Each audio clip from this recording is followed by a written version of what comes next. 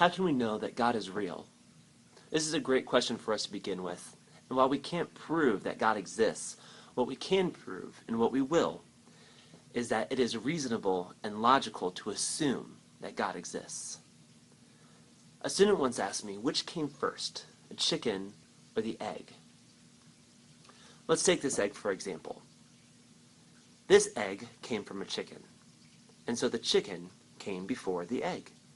But that chicken also came from an egg, so that egg came before this chicken and also before this egg.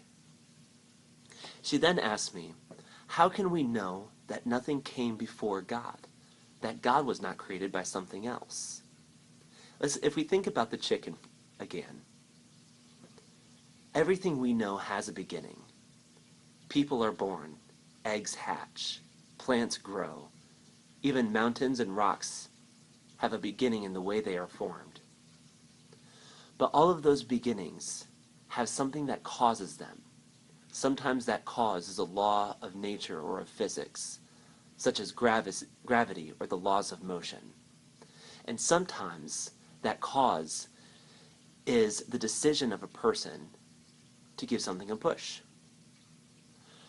But if we were to trace all of those beginnings, all of those effects, back to what caused them and what caused those, we would have to find that at some point there was one thing that caused them all. An uncaused causer. That was caused by nothing else. An uncreated creator that created everything else. If there was ever nothing, it would be impossible for anything to have started. If there was ever nothing, then there would just always be nothing. But we still haven't proved that God exists. All we've proved is that something existed. And people who do not believe in God, this is where you start to hear a lot of talk about the Big Bang, dark matter, and string theory.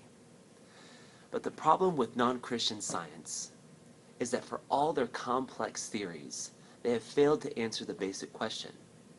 Because dark matter still had to come from somewhere, and something had to have caused the Big Bang.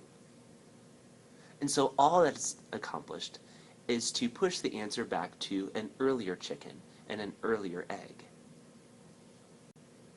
So how do we know God exists? If you look around the world, there is all sorts of chaos in our emotions, in our personal lives, and all around the world in the natural disasters that strike everywhere. But even in the chaos, there is a pattern to the way we respond to our emotions. There is a pattern to the movement of the waves and the earth. And there is a pattern to the way that all things move and behave in the world. And so, whatever existed before all of the other beginnings, whatever caused them all, it's reasonable to assume that it wasn't just something, but it was someone with a mind, an ability to make a decision and make a plan for how all things would move and interact. So you might ask, how do we know there wasn't something that created God? And the truth is, we don't. But what I do know is this. It was God who created us. It was God who loves us enough to die for us. And it is God who has a plan for the world.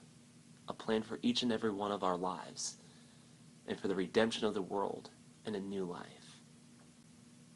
The Bible doesn't bother with the question of whether or not God exists. It assumes God exists. The question the Bible looks to answer is, what kind of God is God?